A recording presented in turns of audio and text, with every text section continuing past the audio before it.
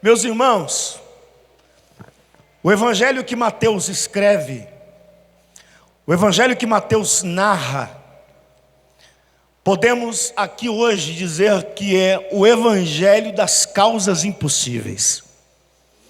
Por mais que Mateus tenha a sua identificação e o seu propósito de escrever os feitos de Jesus para os judeus da época, demonstrando a divindade de Cristo Jesus, mesmo sendo um judeu, um nazareno, Mateus também, de uma forma destacada, capítulo por capítulo, ele tenta demonstrar a figura de Cristo Jesus como aquele que pode, que tem o poder, a autoridade e a autonomia de realizar os milagres que aos olhos humanos é impossível de ser visto. Prova isso, prova. Capítulo 1, Mateus, vai dizer a respeito da genealogia. E aonde entra a impossibilidade? Simples. Se você ler a genealogia, que não é tão importante para nós, você vai perceber que Jesus inclui na sua genealogia Betseba, Raabe, como alguém que é do seu próprio sangue, da sua própria linhagem. E aonde entra a impossibilidade? Eu falo de uma mulher adúltera, e eu falo de uma mulher prostituta. Capítulo 1 de Mateus, Mateus já revela que na família de Jesus, por mais que você pecou, você tem a possibilidade de ser perdoado. Capítulo 1 de Mateus, Jesus usa Mateus para demonstrar a todos nós que por mais pecador que você seja, o seu nome está escrito no livro da vida. Capítulo 1 de Mateus, Jesus usando Mateus a escrever essas palavras, Jesus demonstra a cada um de nós que o seu passado não interessa para ele. O que interessa para ele é o seu presente e o seu futuro. Se eu fosse você, já levantava a mão para cima, que só no capítulo 1 você encontra Jesus mostrando que ele é o Cristo das causas impossíveis. Capítulo 2 de Mateus narra-nos a história de que Jesus acaba de nascer. No nascimento de Jesus, você já percebe a causa impossível tendo as possibilidades. Simples. Jesus, quando vai nascer, todos nós sabemos que não tem espaço para Jesus nos hospitais, nos lugares comuns do nascimento de uma criança. Então logo nós percebemos que Jesus vai nascer numa manjedoura, lugar onde um animal vai nascer. Por mais rejeitado que Jesus é, o Pai da eternidade está demonstrando uma realidade dentro das causas ou do campo da impossibilidade. E qual é? Por mais que seja rejeitado, o céu te aprova. Por mais que alguém não valoriza, o céu te valoriza. Por mais que alguém está dizendo não tem espaço para você, o céu está dizendo quem faz o espaço sou eu. Por mais que alguém está dizendo esse aí é mais um, Jesus está dizendo para mim tem grande valia, é escolhido, chamado pelo nome. Por mais que alguém está dizendo esse aí não vai dar em nada, nasceu em Nazaré, de um lugar pequeno, Jesus, melhor, Deus o Pai está dizendo, o lugar não interfere, porque o que eu vou fazer com você é bem maior do que a sua origem. Levante a mão direita por gentileza para cima. Eu já vou liberar uma palavra de autoridade neste altar. O meu Deus me trouxe aqui para lhe dizer que por mais rejeitado que seja, o meu Deus já tem um plano traçado para a sua vida, e o plano de Deus é de honraria. Possa humilhação que tenha que passar, mas o meu Deus está escrevendo uma nova história. Quem acredita, abre a boca para adorar ao Senhor que está neste lugar. Eu sinto Jesus aqui.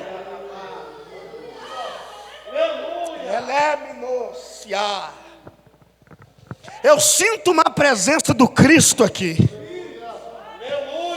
O céu está dizendo, por mais rejeitado que for, o campo da impossibilidade é o campo que Deus entra. E Deus está pegando na mão do seu filho e está dizendo bem assim: fique tranquilo, que rejeitado para sempre você não será. Entenda isso como uma profecia. Pessoas te humilham porque não conhecem a sua história. Pessoas te rejeitam porque não sabem o quanto você sofreu para estar de pé. E é por isso que Deus está entrando, intervindo nessa situação, para mostrar para você que no campo da possibilidade você faz, mas quando entra o campo da impossibilidade, Jesus está dizendo: deixa comigo, deixa que eu trabalho. Capítulo 3, Jesus, melhor, Deus o Pai, usando Mateus, demonstra uma realidade para quem tem chamada ministerial. Qual é? Que chamado que nasce no deserto, floresce. Perdeu a oportunidade de dar um glória, eu vou repetir isso aqui. Capítulo 3 de Mateus: chamado que nasce em deserto, tem frutos. Relemai choria.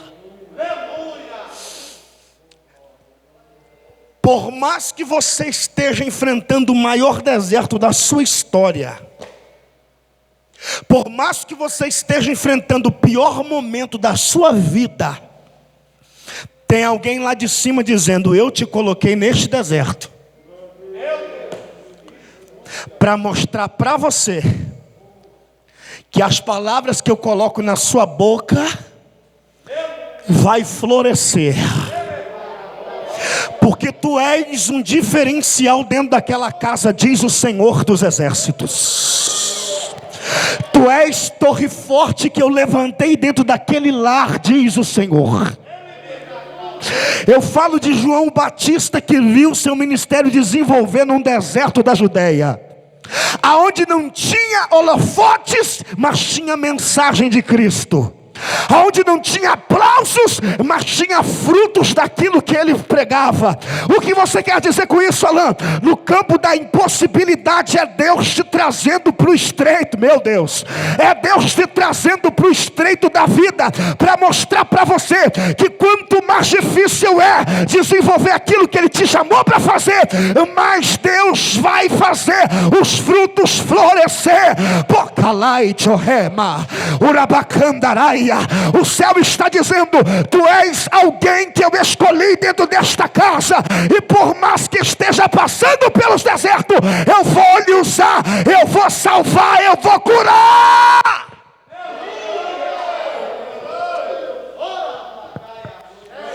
João Batista vai ver o seu ministério florescer num deserto. Escute isso: aonde ninguém valoriza, tem fruto. Aonde ninguém quer investir, pastor Denis, tem fruto. Aonde ninguém quer estender as mãos, tem fruto. Ouça isso, guarda, leva para casa. Nem que seja para estar chorando quando entrar daquelas portas para dentro, nem que seja para entrar se arrastando, não desista daquilo que você tem como propósito. Porque Deus não escolhe lugar para demonstrar a tua glória. Deus não precisa escolher espaço para mostrar quem Ele é. É deserto, é vale, é monte. Ele mostra a tua glória e mostra quem de fato Ele é. Capítulo 4. Agora o Cristo é levado pelo Espírito ao deserto para ser tentado. E no campo da impossibilidade, Jesus demonstra: você vai vencer tudo. No campo da impossibilidade, você vai vencer as tentações do tentador. No campo da impossibilidade, você não vai ficar sozinho. Por mais que o Espírito te leve pelos caminhos mais difíceis da vida e não te leve pelos atalhos, Jesus vai te ensinar a vencer as adversidades com aquilo que você tem de mais valioso: palavra. Capítulo 5 ao capítulo 7, ao último versículo do capítulo 7, Jesus inicia uma série de estudos chamado chamado Bem-aventuranças, aonde o Cristo demonstra total sabedoria vindo do céu. O sermão do monte atrai discípulos para perto, mas espectadores de longe. Jesus um dia chama os seus discípulos mais próximos para o monte, porque chegou o momento de ensinar o caminho e demonstrar a realidade, o caráter cristão. Só que a multidão que segue Jesus também quer ouvir o que Jesus tem para os discípulos. Entenda isso aqui. Tem ocasiões que Jesus vai dar uma palavra diretamente para os discípulos, e a palavra é diferente. Só que a multidão está com tanta sede que ela não está preocupada se a mensagem é dura, se a mensagem é boa, se a mensagem é ruim, se a mensagem é de leve. A multidão quer ouvir Jesus falar. Jesus traz uma série de estudos, mas não é isso que é o foco. Depois de Jesus pregar, ensinar, porque Jesus menos pregava do que ensinava, mais do que pregava. Depois de Jesus ensinar, o texto diz, e nós vamos parar só nos 4 versículos do capítulo 8. Pastor Denis, Jesus desce do monte. Jesus já vem de uma série de lutas constantes espiritual. Entenda isso aqui. A sua carga espiritual está pesada. Porque aqui, Jesus não demonstra o Cristo da divindade. Aqui Jesus é o humano. Sendo humano, sente peso. Prova, eu provo. Tem momentos na sua vida que você não consegue orar. Sabe o que é isso? Peso espiritual. Tem momentos na sua vida que dá vontade de jogar tudo para o alto e nem para o culto dá vontade de vir. Peso espiritual.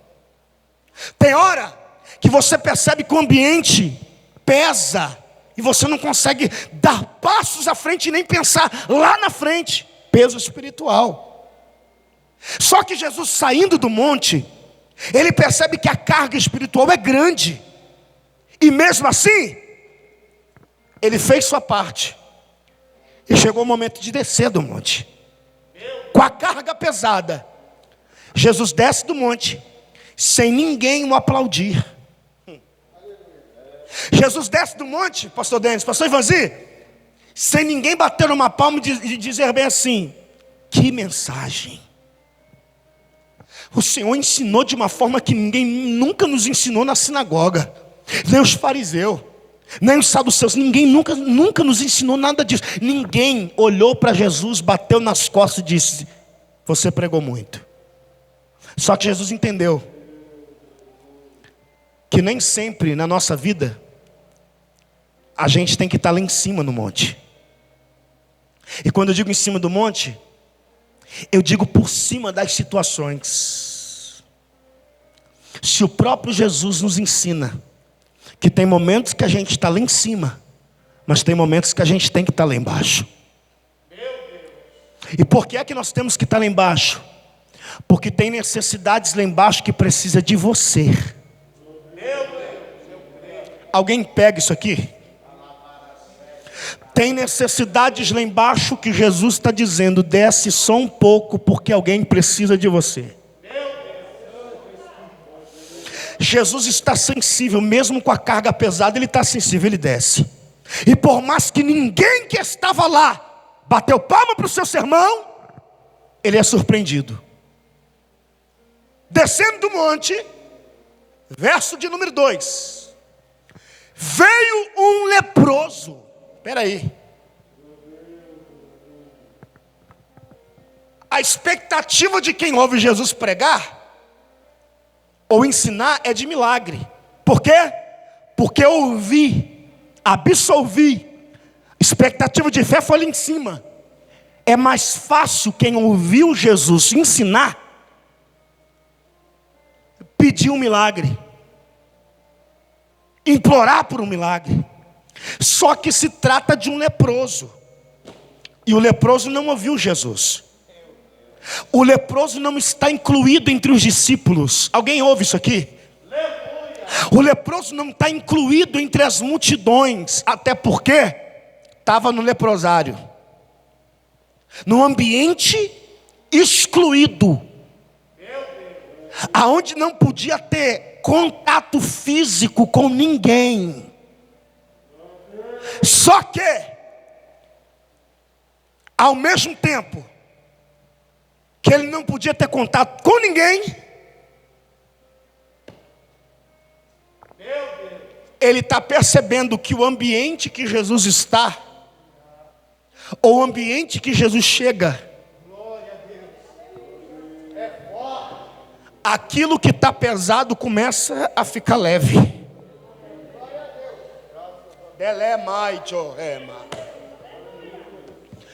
O leproso está assim: por mais que eu esteja num lugar que ninguém me vê, o meu espiritual está sentindo uma leveza. Porque o ambiente que era tomado pelas potestades já saiu da frente e caiu por terra, porque quem chegou é mais poderoso. Quem chegou tem mais graça. Quem chegou tem autoridade. Quem chegou tem poder para realizar. Quem chegou não precisa demonstrar quem ele é. Só com as suas palavras os milagres são liberados. O leproso sai do leprosário, caminha em direção a Jesus. E a primeira reação que ele tem: adoração.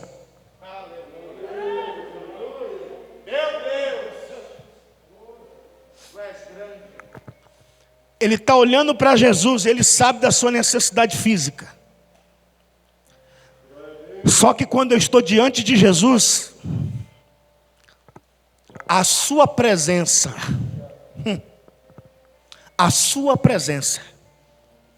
não me faz esquecer dos meus problemas, mas me faz ressaltar uma importância maior, que se chama adoração. Percebam isso. Por mais que você esteja passando por pior momento, coisas complicadas de se resolver, quando você chega aqui dentro, o sentimento é outro. Quando você senta nesta cadeira, parece que algo dentro de você começa a balançar. E quando você ouve o pastor Denis e o ministério de louvor começando a ministrar louvor, a sua vontade é de pular, a sua vontade é de gritar. Por quê?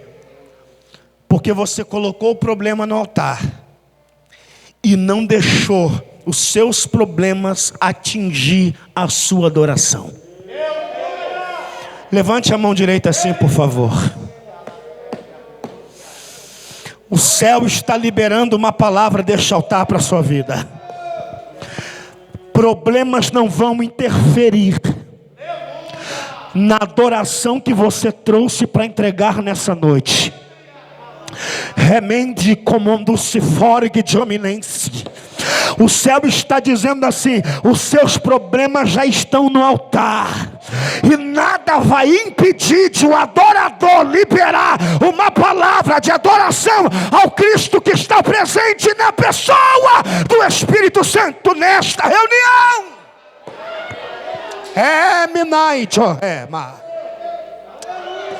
Telemijomicandos, tel e hori, dominácia. Eu ouço o Espírito do Senhor falar comigo hoje neste lugar.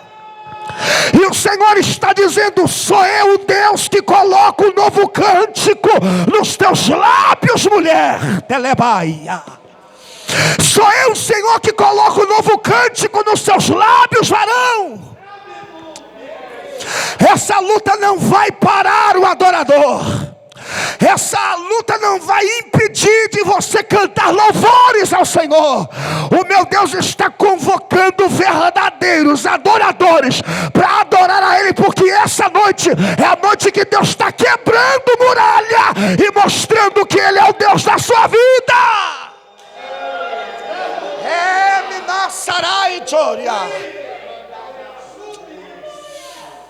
É Márcia. O inimigo está dizendo bem assim: eu vou calar ela. Essa luta vai calar ele. Quanto mais o adversário tenta investir para te calar, mais Deus te dá motivos para adorar. Quanto mais o adversário tenta, Deus está dizendo: tu tem motivo para adorar. Não era para você estar aqui hoje. Deus está dizendo: eu dei livramentos para você estar aqui hoje para me adorar. Não era nem para você estar vivo hoje, mas eu fechei a sepultura naquele leito de hospital para mostrar para você que você veio para adorar. Não era nem para você estar firme hoje, porque o mundo te esperava. Mas Deus está dizendo: eu te dei força para você estar de pé, para você me adorar. Se tem adorador nessa noite, levanta a mão para cima, abre a boca para adorar ao Senhor. Eu sinto Deus nesta casa, eu sinto a presença. O céu está dizendo: eu conto com a sua adoração, eu conto com a sua adoração.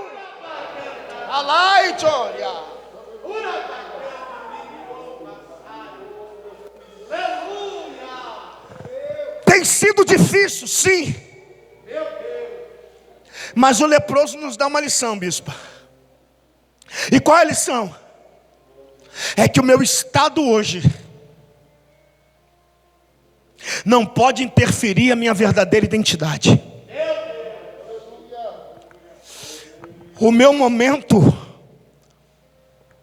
não define quem de fato eu sou. O momento deste homem é lepra. O momento deste homem excluído. O momento deste homem é que ninguém podia chegar perto. Mas ele está dizendo: a necessidade é minha. A necessidade é minha. Quem entende de necessidades pessoais, entende que a casa de Deus é o melhor lugar de se estar. O leproso está dizendo bem assim: se Jesus não pode vir no leprosário, eu vou até ele. Se ele não pode entrar aonde pessoas comuns estão, porém leprosas, nós vamos atrás dele. E quando eu chego perto dele, há um desejo dentro de mim. Por mais que eu estou leproso, por mais que eu esteja na pior situação, mas há algo dentro de mim que está tremendo, dizendo: libera a adoração, porque você está diante do Cristo. O leproso se joga no chão e começa a adorar. E essa adoração trouxe a ele uma sinceridade. Qual é a sinceridade? Se eu estou diante de Cristo, eu preciso entender as suas vontades. Entenda isso aqui. Vai apertar um pouco, mas é de Deus para a sua vida e nós vamos recebendo. O leproso poderia chegar assim, pastor Denis, e dizer bem assim: Jesus, me cura agora. Jesus, esse é o meu momento. Mas ele está dizendo assim: a minha adoração me fez entender que nem sempre as minhas vontades são as melhores.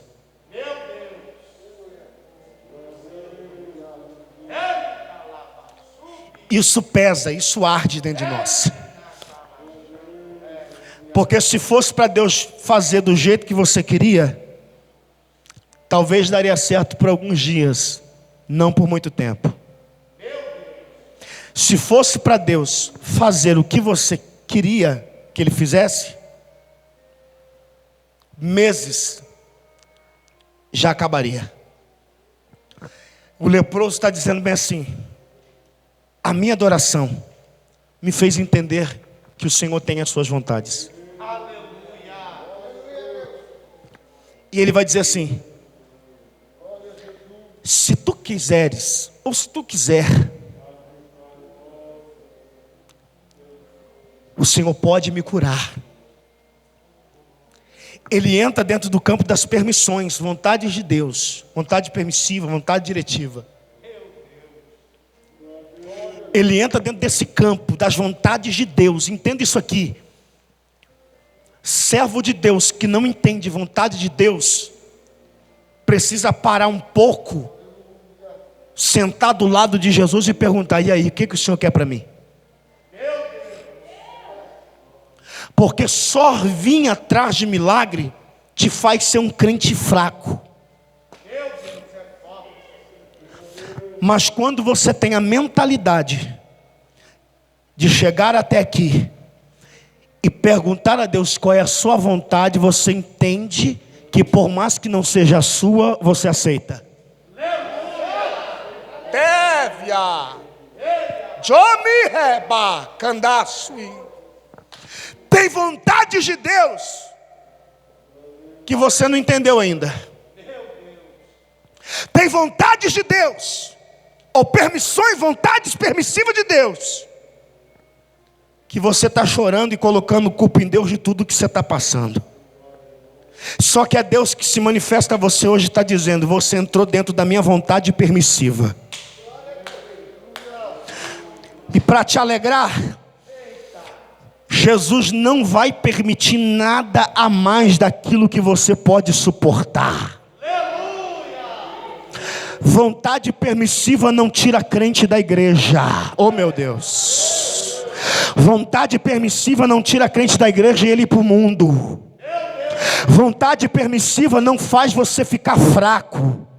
Vontade permissiva não faz você ficar estacionado em casa em dia de culto. Vontade permissiva só te faz conhecer mais o Deus que você serve. É por isso que o leproso está dizendo: se tu quiseres. Ele está dizendo: eu sei que o Senhor tem as suas vontades. Você precisa estar pronto para ouvir não de Deus. Desceu aqui. Você precisa estar pronto para ouvir não de Deus. Porque Deus tem as suas vontades. O leproso está dizendo: se o Senhor quiser, é a sua vontade. Só que tudo na vida é o jeito que a gente chega perto de Jesus. Prova? Marta, quando chega em João 11, primeira coisa que ela faz: se o Senhor estivesse aqui, meu irmão não teria morrido. Aí Jesus olha para ela e vai dizer bem assim: chegou errado. Chama Maria. Meu Deus.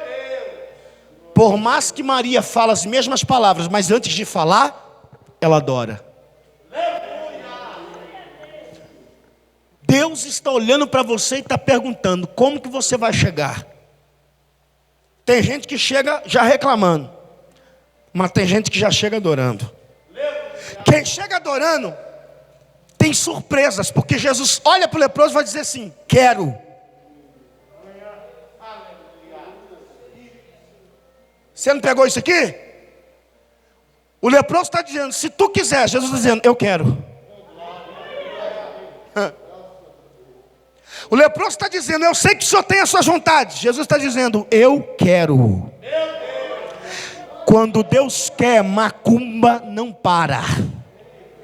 Quando Deus quer, nome na boca de sapo amarrado não para. Quando Deus quer, trabalho de bruxaria, mesa branca, espiritismo não para. Quando Deus quer, palavra de maldição não para. Quando Deus quer, nada nesta vida pode parar o querer de Deus para a sua história. Ele disse: eu quero. Se ele disse: eu quero, ponto final. É vontade de Jesus. Para caminhar para o final, Jesus disse: eu quero ser limpo. Só que tem um detalhe nesse texto. É 4 versículos que dá vontade de ir até meia-noite, pastor Denis. Qual é o detalhe? É que Jesus está no texto. Jesus tocou. Jesus fez o quê? O que Jesus fez? Não é novidade isso aqui, você sabe disso. O homem que toca no leproso, imundo, é considerado como imundo. E Jesus toca. Alain, me explica. Por que é que Jesus, depois de tocar no leproso, ninguém o acusa como imundo? Simples.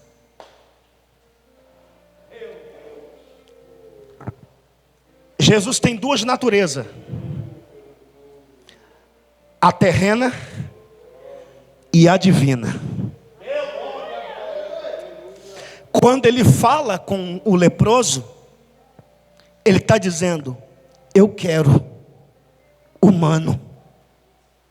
Quando ele vai dizer ser limpo, divino, autoridade. E quando ele toca, ele não toca como Jesus, ele toca como Cristo. Por isso que não há acusação a Jesus como alguém que tocou em leproso e ficou imundo.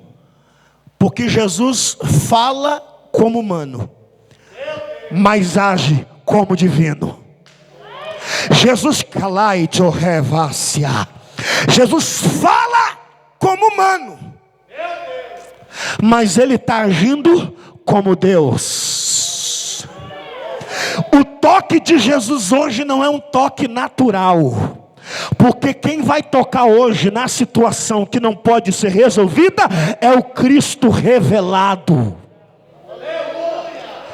Jesus está dizendo: agora que está purificado, vai lá e mostra o sacerdote. Levíticos 14. A oferta e o ritual é este: o sacerdote pegava um vaso de barro, enchia de água corrente, pegavam duas aves, uma matava, sangue dentro do vaso de barro junto com a água.